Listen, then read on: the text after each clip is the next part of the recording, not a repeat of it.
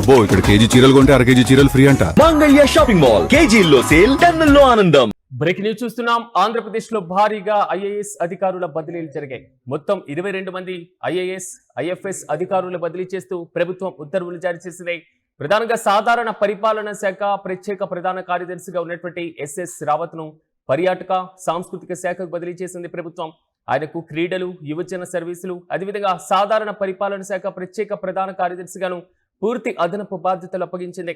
ఇక సాధారణ పరిపాలన శాఖ ముఖ్య కార్యదర్శిగా ఉన్నటువంటి జె శ్యామలారావును పాఠశాల విద్యాశాఖకు బదిలీ చేసింది. సాధారణ పరిపాలన శాఖతో పాటుగా ఉన్నత విద్య, నైపుణ్యాభివృద్ధి, శిక్షణ శాఖల ముఖ్య కార్యదర్శి పోస్టుల్లోనూ పూర్తి అదనపు బాధ్యతలతో ముఖ్య కార్యదర్శిగా ఆయన్ను నియమించింది.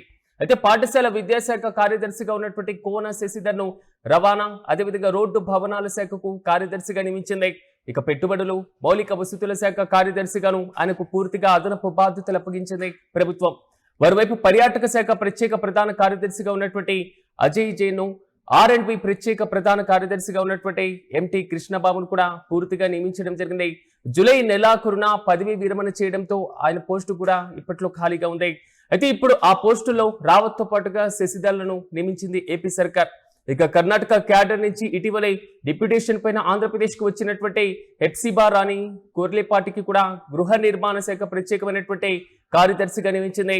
రాష్ట్ర గృహ నిర్మాణ సంస్థ బీసీ ఎండి, అదేవిధంగా ఏపీ బలహీన వర్గాల గృహ నిర్మాణ కార్యక్రమం కమిషనర్ పోస్టులను పూర్తి అదనపు బాధ్యతలతో ఆమెను నియమించారు. అయితే గత నెలాఖరు వరకు గృహ నిర్మాణ శాఖ ప్రత్యేక ప్రధాన కార్యదర్శిగా అజయ్ జైన్ ఉన్నారు. ఇదిలా ఉంటే గోదావరి పుష్కరాల ప్రత్యేక బాధ్యతల నుంచి జి వీరపాండ్యను తప్పించి ఆయన స్థానంలో పురపాలక శాఖ ముఖ్య కార్యదర్శి సురేష్ కుమార్ ను నియమించింది ప్రభుత్వం. ఉన్నత విద్యాశాఖ కమిషనర్ నారాయణ భరత్ గుప్తాకి గోదావరి పుష్కరాల సంయుక్త ప్రత్యేక అదనపు అధికారిగా కూడా నియమించడం జరిగింది. ఇదిలా ఉంటే దీర్ఘకాలంగా సెలవులో ఉన్నటువంటి ఆమ్రాపాలి కాటాను రాష్ట్ర పర్యాటక అభివృద్ధి సంస్థ ఎండి పోస్టు నుంచి తప్పించింది. సాధారణ పరిపాలన శాఖలో రిపోర్టు చేయాలంటూ కూడా సర్కార్ ఆదేశాలు జారీ చేసింది. ఇక ఏపీ టీడీసీ ఎండి పట్టణ్ శెట్టి రవి సుభాష్ ను నియమించింది. ప్రస్తుతం నిర్వహిస్తున్నటువంటి ఏపీ పిఎస్సి కార్యదర్శికి సంబంధించిన పోస్టుతో పాటుగా ఏపీ టీఏసీఈఓ పోస్టులను పూర్తి అదనపు బాధ్యతలు ఆయనకే అప్పగించారు. ఇక ఆంధ్రప్రదేశ్ గ్రామీణాభివృద్ధి సంస్థ కమిషనర్ ముత్యాల రాజును పురావస్తు మ్యూజియంల శాఖ కమిషనర్ గా బదిలీ చేసింది. ఇక గ్రామీణాభివృద్ధి సంస్థ కమిషనర్ పోస్టును ఉప ముఖ్యమంత్రి పవన్ కళ్యాణ్ కు ఓఎస్టీగా ఉన్నటువంటి కె వెంకటకృష్ణకు పూర్తి అదనపు బాధ్యతలుగా అప్పగించారు. ఇదిలా ఉంటే సెకండరీ హెల్త్ డైరెక్టర్ గా ఉన్నటువంటి కేవీఎన్ చక్రధర్ ను ఆరోగ్యం కుటుంబ సంక్షేమ శాఖ కమిషనర్ గా జాతీయ ఆరోగ్య మిషన్ ఎండి పోస్టులను పూర్తి అదనపు బాధ్యతలతో నియమించింది ఏపీ సర్కార్. రాష్ట్ర గృహ నిర్మాణ సంస్థ వీసీ ఎండి పి అరుణ్ బాబును ఔషధ నియంత్రణ సంస్థ డైరెక్టర్ జనరల్ గా కూడా బదిలీ చేశారు. ఆయుష్ డైరెక్టర్ గాను పూర్తి అదనపు బాధ్యతలు అప్పగించారు. ఇక Visakhapatnam metropolitan region development authority commissioner N Tej Bharat ను బదిలీ చేస్తూ తదుపరి పోస్టింగ్ కోసం సాధారణ పరిపాలన శాఖలో రిపోర్టు చేయాలంటూ ఆదేశాలు జారీ చేసింది.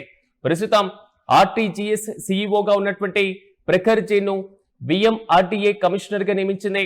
మరోవైపు AP fibre net limited MD Geetanjali శర్మకు ఆర్టీడీజీఎస్ కి సంబంధించి కూడా కీలకమైనటువంటి బాధ్యతలు అప్పగించారు.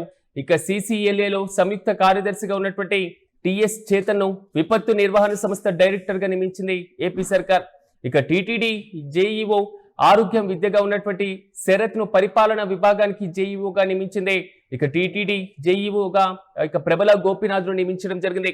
ఇక పోస్టింగ్ కోసం ఎదురు చూస్తున్నటువంటి పద్మావతిని ఎన్టీఆర్ వైద్య సేవ సీఈఓగా నియమించడం జరిగింది. ఓవరాల్ గా దాదాపు 22 మంది ఐఏఎస్లతో పాటుగా ఐఎఫ్ఎస్ అధికారులను బదిలీ చేస్తూ ఏపీ సర్కార్ కీలకమైనటువంటి నిర్ణయం తీసుకుంది.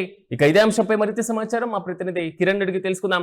కిరణ్ చెప్పండి, 22 మంది ఐఏఎస్, ఐఎఫ్ఎస్ అధికారుల బదిలీ అంటే సాధారణ పరిపాలనలో భాగంగానేనా లేదా కీలకమైనటువంటి బాధ్యతలు అప్పగించేటువంటి దిశగా ఏమైనా అడుగులు అనుకోవాలా? రీసెంట్ అప్డేట్స్ ఏంటి?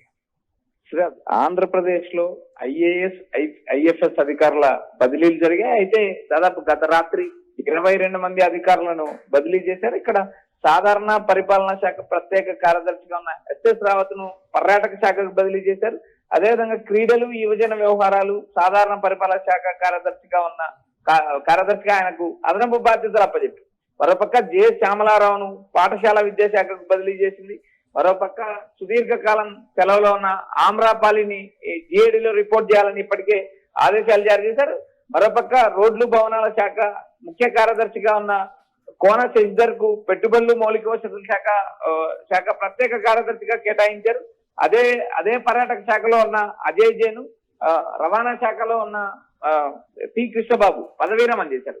అయితే ఇక్కడ ప్రధానంగా దాదాపు 22 మంది ఐఏఎస్ ఐఎఫ్ఎస్ అధికారులు, సీనియర్ అధికారులను కూడా ప్రభుత్వం బదిలీ చేసింది. అయితే సుదీర్ఘకాలం కొంతవరకు ఆ శాఖలో పట్టు సాధించిన అధికారులను బదిలీ చేయడం కూడా ఇప్పుడు కీలకంగా వ్యవహరిస్తుంది. అదేవిధంగా పవన్ కళ్యాణ్ పంచాయతీరాజ్ శాఖలో కూడా కీలక అధికారులను కూడా బదిలీ చేసినట్టు మనకు సమాచారం అనిపిస్తుంది. కర్ణాటక నుంచి ఇటీవల డిప్యూటేషన్ పైన వచ్చింది. హెచ్బారాణి కొర్లపాటి ఆమెను గృహ నిర్మాణ శాఖ ప్రత్యేక కార్యదర్శిగా నియమించారు. ఇదే గృహ నిర్మాణ శాఖ గతంలో అజయ్ జైన్ కున్నది. అజయ్ జైన్ పదవీ విరమణ చేయడంతో ఆమెకు అప్పగించడం జరిగింది. మరోపక్క గోదావరి పుష్కరాలకు ప్రత్యేక అధికారిగా వీరపాండ్యన్ ఉన్నారు. అయితే ఆయన్ని వీరపాండ్యన్ తప్పించి ఆయన స్థానంలో పురపాలక శాఖ కార్యదర్శిగా ఉన్న సురేష్ కుమార్, మరోపక్క విద్యాశాఖ కమిషనర్ గా ఉన్న భరత్ గుప్తా, వీరిద్దరికి కూడా గోదావరి పుష్కర బాధ్యతలు అప్పచెప్పారు. ఎందుకంటే కీలకంగా గోదావరి పుష్కరాలు నిర్వహించే యోచనలో ప్రభుత్వం ఉన్న నేపథ్యంలో భాగంగా టి వీరపాండ్యన్ కూడా బదిలీ చేసింది. మరోపక్క ఆమ్రాపాలిని జిఏడికి రిపోర్ట్ చేయాలని ఇప్పటికే ప్రభుత్వం ఆదేశించింది. మరోపక్క ఏపీటీడీసీ ఎండీగా ఉన్న పట్టణ్ శెట్టి రవిసుభాష్ నియమించింది.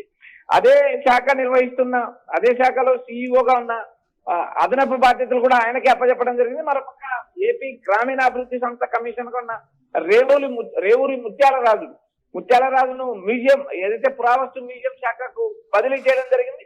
మరోపక్క గ్రామీణాభివృద్ధి సంస్థ కమిషనర్ పోస్టును ఉప ముఖ్యమంత్రి పవన్ కళ్యాణ్ కు ఓఎస్డీగా ఉన్న కె వెంకటకృష్ణ కూడా పూర్తి అదనపు బాధ్యతలు అప్పచెప్పింది. మరోపక్క సెకండరీ హెల్త్ డైరెక్టర్ గా ఉన్న కెఎన్ చక్రధర్ బాబును ఆరోగ్య కుటుంబ సంక్షేమ శాఖ కమిషనర్ గా మరియు జాతీయ ఆరోగ్య కమిషన్ ఎండీ బాధ్యతలు నియమించింది. ఇలా వరుసగా సీనియర్ అధికారులను బదిలీ చేయడం జరిగింది. మరోపక్క రాష్ట్ర గృహ నిర్మాణ సంస్థ వీసీ ఎండీగా ఉన్న పి అరుణ్ బాబును ఔషధ నియంత్రణ సంస్థ ఆయుష్ కు బదిలీ చేయడం జరిగింది. ఆయుష్ డైరెక్టర్ గా పూర్తిగా బాధ్యతలు ఆయనకే ఇవ్వడం జరిగింది. మరోపక్క Visakhapatnam metropolitan region development authority commissioner గా ఉన్న తేజ్ భరత్ ను బదిలీ చేసింది. అయితే ఆయన్ను తదుపరి పోస్ట్ కోసం జిఏడిలో రిపోర్ట్ చేయాలని ఆదేశాలు జారీ చేసింది. మరోపక్క ఆర్టీజీఎస్ సిఇఓగా ఉన్న ప్రఖర్ జైన్ ను విఆర్ఎండిఏ కమిషనర్ గా కూడా నియమించింది.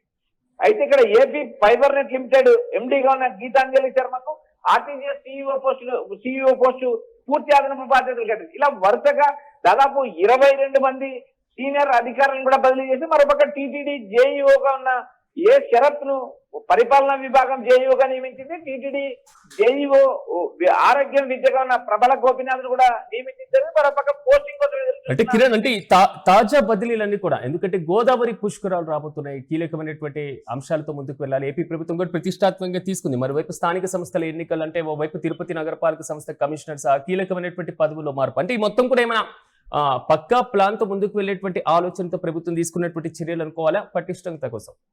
ఇవి ఐఏఎస్ ఐపీఎస్ ఈ బదిలీలన్నీ సాధారణ పరిపాలన శాఖ ఏదైతే ప్రభుత్వం తమ సౌకర్యం కోసం జనరల్ గా బదిలీ చేసే కార్యక్రమాల్లో ఈ బదిలీ జరిగాయంటూ ప్రభుత్వం ఒక క్లారిటీ ఇచ్చింది. అయితే ఇక్కడ ప్రధానంగా దాదాపు కూటమి ప్రభుత్వం వచ్చి 2 ఏళ్లు పూర్తి కావడం, 3వ సంవత్సరం మొదలవ్వడం, మరోపక్క ఇటీవల ఏవైతే రాష్ట్రంలో చోటు చేసుకున్న రాజకీయ పరిణామాలు, మరోపక్క ప్రతిపక్షం యాక్టివ్ కావడం, రాబోయే స్థానిక ఎన్నికలు ఏదైతే పంచాయతీ, ఎంపీటీసీ, జెడ్పీటీసీ, మున్సిపల్ ఎలక్షన్లు, కార్పొరేషన్ ఎలక్షన్లు కూడా రాబోయే 2-3 నెలల్లో నిర్వహించే అవకాశం ఉంది. మరోపక్క పంచాయతీరాజ్ శాఖ అధికారులతో కూడా ఎస్టీసీ కూడా భేటీ అయ్యారు. త్వరలో ఎప్పుడంటే అప్పుడు ఎలక్షన్ నిర్వహించడానికి కూడా అటు ప్రభుత్వము ఇటు పంచాయతీరాజ్ శాఖ సిద్ధంగా ఉండడంతో రాష్ట్ర వ్యాప్తంగా బదిలీల కార్యక్రమానికి శ్రీకారం చుట్టారు. ఐఏఎస్ ఐపీఎస్ బదిలీలు ప్రస్తుతం జరిగాయి. అయితే రాబోయే రోజుల్లో సాధారణ పరిపాలన శాఖ ఇప్పుడు శాఖలో ఉన్న కీలక అధికారులను కూడా బదిలీ చేసే అవకాశమే. మరికొన్ని జిల్లాల్లో ఐపీఎస్ అధికారులు కూడా బదిలీ జరుగుతుందంటూ ప్రభుత్వం నుంచి సమాచారం వినిపిస్తుంది. అయితే ఇక్కడ ప్రధానంగా 22 మంది అధికారులను ఐఏఎస్ ఐపీఎస్ అధికారులను బదిలీ చేశారు. అయితే సాధారణ పరిపాలన శాఖలో భాగంగానే బదిలీ చేశామని చెప్తున్నప్పటికీ దీని తెర వెనక రాజకీయ కారణాలు ఖచ్చితంగా ఉంటాయి. ఎందుకంటే ఒక ఐఏఎస్ ఐపీఎస్ అధికారులను కానీ ఐపీఎస్ అధికారులను కానీ బదిలీ చేసినప్పుడు కొంతమేరకు ఆయా జిల్లాల్లో ఉన్న రాజకీయ పరిస్థితులు, సామాజిక పరిస్థితులు అధ్యయనం చేసిన తర్వాతనే బదిలీ చేస్తారు. ఈ నేపథ్యంలో భాగంగా కోన శశిధరే కాదు, సుదీర్ఘకాలం సెలవులో ఉన్న ఆమ్రాపాలిని కూడా జిఏడీకి రిపోర్ట్ చేయమన్నది. మరికొంతమంది అజయ్ జైన్, టి కృష్ణబాబు లాంటి సీనియర్ అధికారులు పదవి విరమణ చేయడంతో కొంతమంది సీనియర్ ఐపీఎస్ అధికారులు కూడా ఆయా శాఖ బాధ్యతలు ఇవ్వడం జరిగింది. మరొక టీటీడీలో గతంలో ఉన్న శ్యామలారావును ప్రస్తుతం విద్యాశాఖకు నియమించింది. ఇలా వరుసగా రాష్ట్ర వ్యాప్తంగా ఉన్న సీనియర్ అధికారుల బదిలీలు జరిగింది. అయితే ప్రభుత్వం ఇందులో రాజకీయ కోణం ఉందా లేదా అనే అంశం పక్కన పెడితే ప్రభుత్వం నుంచి వస్తున్న సమాచారం అయితే ఏదైతే సాధారణ పరిపాలన శాఖ విభాగాల్లో బదిలీలు అనేవి సాధారణంగా జరుగుతుంటాయి. సో 2 ఏళ్ల కూటమి పాలన తర్వాత కొంతమేరకు కొన్ని జిల్లాల్లో మార్పులు చేర్పులు చేయాల్సిన పరిస్థితి, కొన్ని శాఖల్లో పూర్తిగా పట్టు సాధించిన అధికారులు మరో శాఖకు, పట్టున్న అధికారులు కీలక శాఖలు కూడా బదిలీ చేసిన సమాచారం అనిపిస్తుంది. Yes right Kiran, thank you. మొత్తం మీద ఆంధ్రప్రదేశ్ లో దాదాపు 22 మంది ఐఏఎస్ ఐఎఫ్ఎస్ లను బదిలీ చేసింది ప్రభుత్వం. ఇప్పటికే పోస్టింగ్ కోసం ఎదురు చూస్తున్నటువంటి ఎంజే కృష్ణను తిరుపతికి సంబంధించిన నగరపాలక సంస్థ కమిషనర్ గా కూడా నియమించడం జరిగింది. ఇక రాష్ట్ర Swachh Andhra corporation MD B Anil Kumar రెడ్డిని కూడా బదిలీ చేస్తూ సాధారణ పరిపాలన శాఖలో రిపోర్ట్ చేయాలంటూ కూడా ఆదేశాలు జారీ చేసింది. అయితే పూర్తి స్థాయిలో క్షేత్రస్థాయిలో పరిపాలనకు సంబంధించినటువంటి అంశాలపైన కీలకమైనటువంటి మార్పులు తీసుకుంటూ ఆంధ్రప్రదేశ్ లో భారీగా ఐఏఎస్ అధికారుల బదిలీ అయితే జరిగినట్లు తెలుస్తుంది. 22 మంది ఐఏఎస్లతో పాటుగా ఐఎఫ్ఎస్ అధికారులను బదిలీ చేస్తూ ప్రభుత్వం ఉత్తర్వులు జారీ చేసింది. కీలకమైనటువంటి శాఖల్లో కీలకమైనటువంటి బాధ్యతలు కూడా అప్పగించేటువంటి దిశగా అడుగులు వేసింది.